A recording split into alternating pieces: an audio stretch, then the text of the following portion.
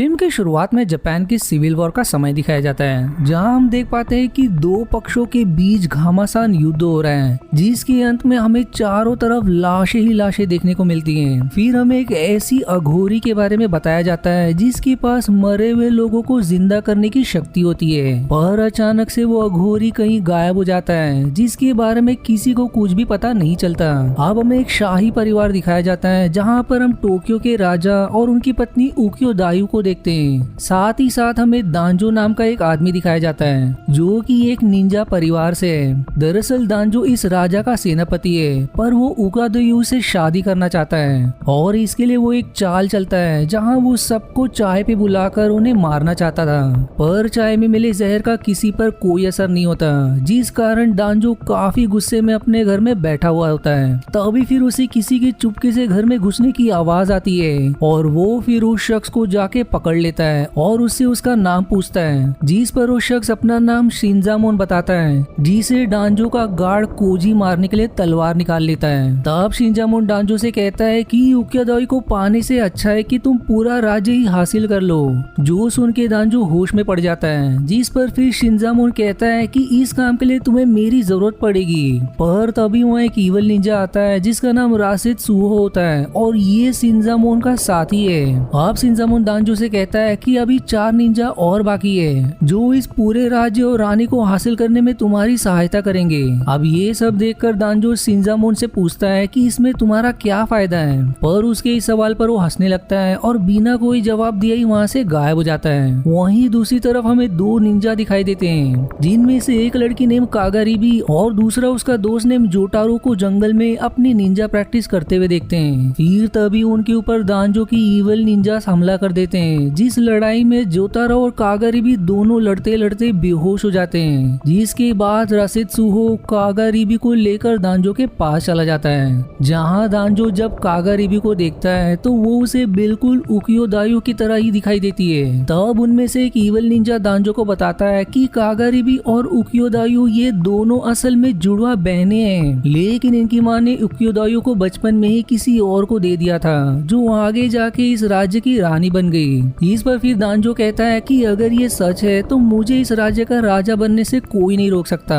फिर अगले सीन में हम इजाराबी को देखते हैं, जो दांजो के यहाँ काम किया करती थी, और वहीं तभी कागारिबी को भी होश आ जाता है और वो वहाँ से भागने की कोशिश करती है, पर एसुत सोहो उसे पकड़ लेता है। इस पर फिर कागारिबी खुद ही अपने आप को मार लेती है, जो देखकर एक ईवल निंजा इजाराबी को भी मार देता है, जिसके बाद वो सब दांजो को पकड़कर उसे वहाँ से बाहर फेंक देते हैं, जिससे दांजो को लगता है कि ये निंजा उसके साथ गद्दारी कर रहे हैं। इसलिए वो कुछ सैनिकों के साथ वहाँ वापस आता है, जहाँ वो देखता है कि इजाराबी के शरीर में कागारिबी का सर लगा हुआ है और वही कागारिबी के शरीर में इजाराबी का। तब फिर एक निंजा उसे बताता है कि हमने तुम्हें इसलिए बाहर निकाला क्योंकि हमें इन दोनों का सिर आपस में बदलना था, जो काम हम तुम्हारे सामने नहीं कर सकते थे।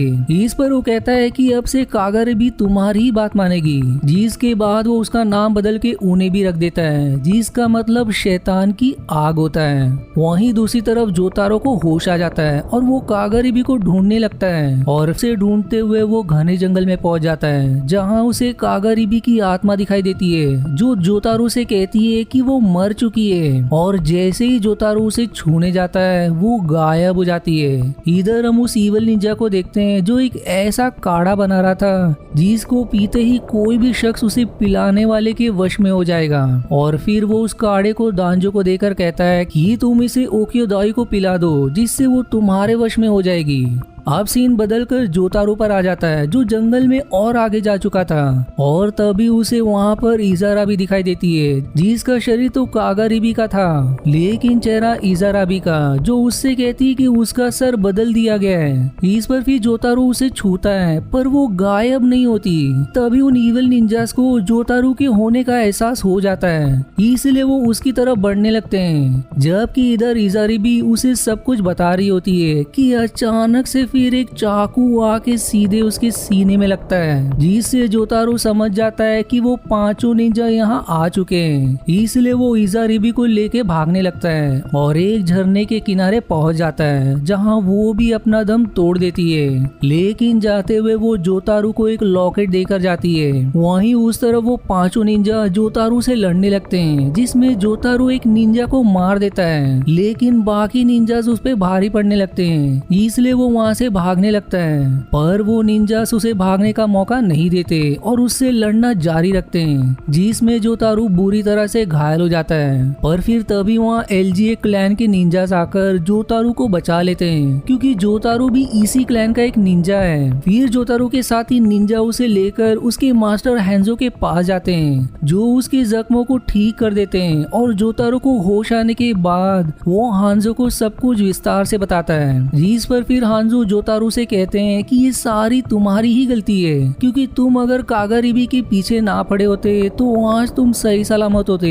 अब इस बात से जोतारो गुस्सा होकर वहाँ से जाने लगता है। तब फिर हांजो उनसे कहता है कि अपना ख्याल रखना। फिर अगले सीन में हम देखते हैं कि ओनिबी, दांजो और 4 निंजास आपस में बैठकर जोतारो को मारने की योजना बना रहे होते हैं, जहाँ दांजो सबको बताता है कि कल तोडाजी टेम्पल में शाही परिवार के लोग आएंगे और यदि हम टेम्पल में हमला करें तो मैं उकियोदायु को हासिल कर सकता हूँ। जिस पर ओनिबी कहती है कि वहाँ जोतारो भी आएगा और हम उसे भी पकड़ लेंगे। अब अगले दिन तोडाजी टेम्पल में राजा उकियोदायु और अपनी सेना के साथ प्रस्थान करने के लिए आया हुआ होता है। तभी फिर दांजो की सेना उन ईवल निंजास के साथ मिलकर टेम्पल को चारों तरफ से घेरना शुरू कर देते हैं। वहीं हम जोतारो को भी टेम्पल में आते देखते हैं, जो टेम्पल के ऊपर चढ़कर सब पर नजर रख रहा होता है। फिर तभी दांजो की सेना टेम्पल पर हमला कर देती है और देखते ही देखते वो राजा की आधी सेना को मारकर पूरे टेम्पल में आग लगा देते हैं। तब राजा और उकियोदायु को बचाने के लिए राजा की बची हुई सैनिक उन्हें घेर लेते हैं, लेकिन इस अफरा तफरी में उकियोदायु उन सबसे अलग हो जाती है। जिस मौके का फायदा उठाकर एक ईवल निंजा उकियोदायु को वहाँ से जबरदस्ती ले जाने लगता है, पर भाग्य से सही समय पर जोतारो वहाँ आ जाता है और फिर वो उस निंजा को चकमा देकर उकियोदायु को अपने साथ लेकर भाग जाता है। जबकि राजा को लगता है कि उकियोदायु आग में जल चुकी है, इसलिए वो काफी उदास हो जाता है। फिर टेम्पल की आग बुझने के बाद हम देखते कि जोतारो और उकियोदायु उसी टेम्पल में भगवान बुद्ध की मूर्ति के अंदर छिपे हुए थे।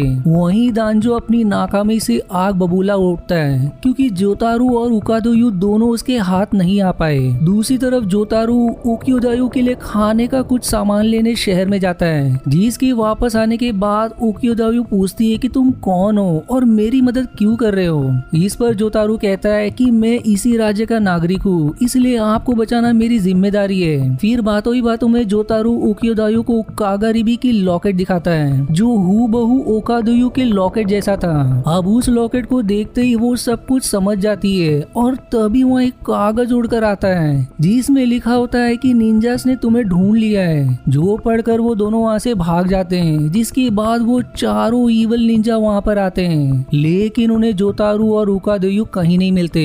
इस पर अब वो उस दिशा में बढ़ते हैं जहाँ जोतारो और उकियोदायु गए थे और आगे जाके वो चारों निंजा उन्हें पकड़ भी लेते हैं। पर जोतारो उन निंजा से लड़ने लगता है और तभी उस जगह पर अजीब सा धुआं उठने लगता है, जिसके बीच से एक आदमी अपनी सेना लेके वहाँ आता है और वो उकादोयु को वहाँ से लेके चला जाता है। अब इस मौके का फायदा उठाकर जोतारो भी वहाँ से भाग जाता है। आगे हम दांजो को फिर से एक प्लान बनाते हुए देखते हैं, जिसके तहत वो ओनिबी को राजा के पास टोक्यो भेजेगा, जिससे राजा को लगेगा कि वो उसकी बेटी ओकादोयु ही है और फिर ओनिबी राजा को अपने वश में करके उसे मार देगी। वहीं इधर दो इवल निंजा जंगल में जोतारो को अब भी ढूंढ रहे होते हैं, जहां हम जोतारो को एक पेड़ पर चढ़ा हुआ पाते हैं और जैसे ही वो दोनों निंजा उस पेड़ के नीचे आते हैं, जोतारो उनके ऊपर कूदकर एक निंजा को मार देता है और दूसरे निंजा को वो पास ही के तालाब में डुबोकर उसे रास्ते से हटा देता है। फिर सीन शिफ्ट होकर ओनिबी की तरफ मुड़ जाती है, जो राजा के पास पहुंच चुकी थी और फिर वो बिना समय गवाए राजा को वश में करने के लिए अपने साथ एक दासी को भी ले आई थी, जो राजा की आंखों में देखकर उसे अपने वश में कर लेती है, जिसके बाद राजा अजीब सी हरकतें करने लगते हैं। उधर जोतारो को एक और निंजा दिखाई देता है और वो उसे भी मारने के लिए उससे लड़ने लगता है, लेकिन इस बार जोतारो उससे हार जाता है और फिर वो वो निंजा जोतारू को ले जाके एक जेल में बंद कर देता है और फिर ओकियोदायो को जोतारू की जेल में बंद होने की खबर मिल जाती है। इसलिए वो ओनी भी बनकर उसे मिलने जाती है, जहाँ वो उसे वहाँ से भगाने ही वाली थी कि तभी वो निंजा वहाँ पर आ जाता है, जो ओकियोदायो से कहता है कि ओनी भी टोक्यो गई हुई है। पर इससे पहले कि वो निंजा उन दोनों का कुछ कर पाते,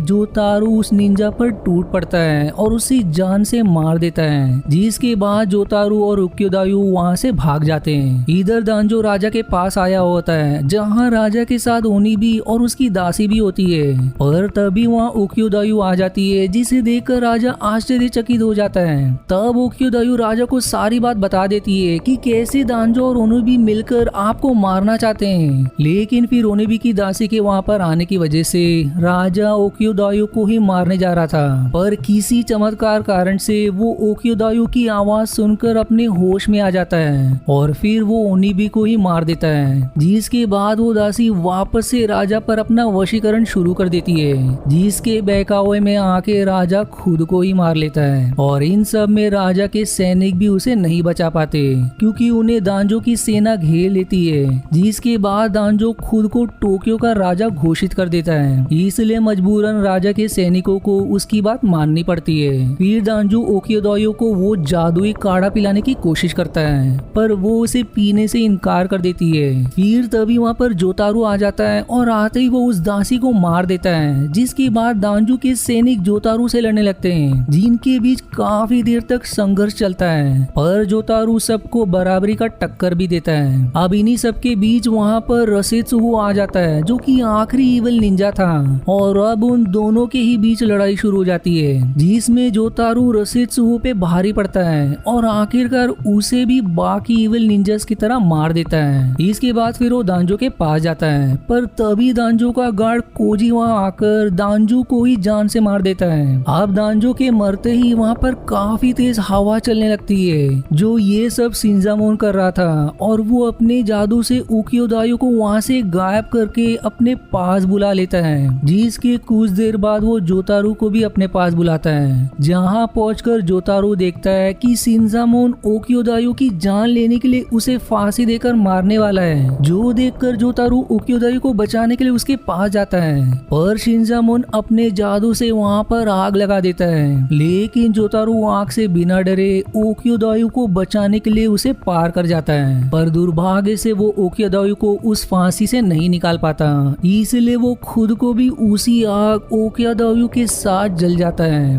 और इसी सैड एंडिंग के साथ ये मूवी यहीं समाप्त हो जाती है। अब अगर हम बात करें मूवी की कहानी की तो इसमें दिखाया गया है कि किस तरह एक राज्य को हड़पने के लिए राजा के खिलाफ षड्यंत्र रचे गए, पर एक बहादुर निंजा जोतारू दुश्मन निंजास को मारकर राजा और उसकी बेटी को कैसे तो बचाया। पर अंत में शिंजामोन, जो कि बहुत ही शक्तिशाली जादूगर था, वो अंत में ओकियोदायो को मारने में सफल ही रहा। इसलिए जोतारू जो ये सह नहीं पाया, उसने खुद भी ओकियोदायो के साथ अपनी जान दे दी, क्योंकि वो उसे कागरीबी की याद दिलाती थी, जिससे वो प्यार किया करता था। आई होप आपको मेरी एक्सप्लेनेशन पसंद आई। यदि हाँ तो प्लीज एक लाइक तो जरूर करिएगा। और आज के वीडियो में इतना ही। आशा है आपको मेरी एक्सप्लेनेशन पसंद आई। यदि हाँ तो प्लीज वीडियो को लाइक करना और चैनल को सब्सक्राइब करके सपोर्ट करना ना भूलें। मिलते हैं अगले एक्सप्लेनेशन वीडियो में, तब तक के लिए धन्यवाद दोस्तों।